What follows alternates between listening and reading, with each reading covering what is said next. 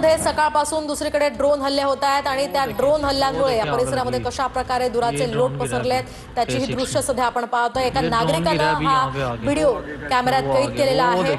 पाकिस्तानच्या कुरापती थांबत नाहीये आणि त्याला उत्तर देताना भारताला सुद्धा प्रतिहल्ले करावे लागतात आणि त्याचाच हा परिणाम सध्या आपण पाहतोय। लाहोरमध्ये होणाऱ्या या सगळ्या ड्रोन हल्ल्यांचा हा परिणाम आहे। आपण पाहतोय लाहोरमध्ये होणाऱ्या ड्रोन हल्ल्यांची दृश्य सध्या आपण TV9 मराठीवर पाहताय। एका नागरिकानं ही दृश्य कैद केलेली आहे। लाहोरमध्ये सकाळपासूनच आणि खरं तर मध्यरात्रीपासूनच स्फोटांची मालिका सुरू आहे। दुसरीकडे ड्रोन हल्ले सुद्धा केले जात आहेत आणि या ड्रोन हल्ल्यांच्या नंतर परिसरामध्ये कशा प्रकारे धुराचे हे लोट पसरले आहेत त्याचा अंदाज आपल्याला या दृश्यांच्या माध्यमातून येऊ शकतोय।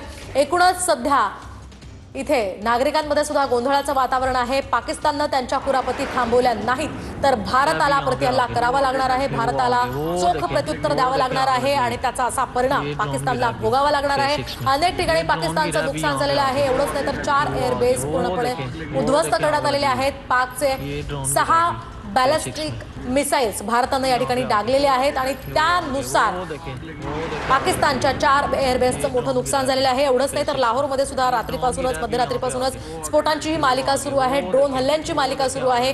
त्यामुळे कुठेतरी अशा प्रकारे हा परिणाम पाहायला मिळतोय। इकडे भारतामध्ये सुद्धा हल्ले होत आहेत, भारतामध्ये सुद्धा पाकिस्तानच्या कुरापती सुरूच आहेत। अनेक ठिकाणी पाकिस्ताननं हल्ल्याचा प्रयत्न केलाय।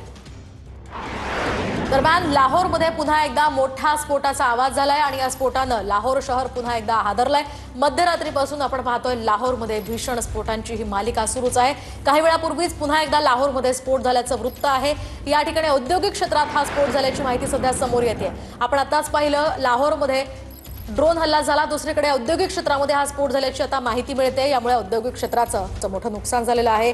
या ठिकाणी नागरिकांनी सुद्धा या संपूर्ण हल्ल्यानंतर या स्फोटानंतर इथे पाहणी केलेली आहे, इथे गर्दी झालेली आहे।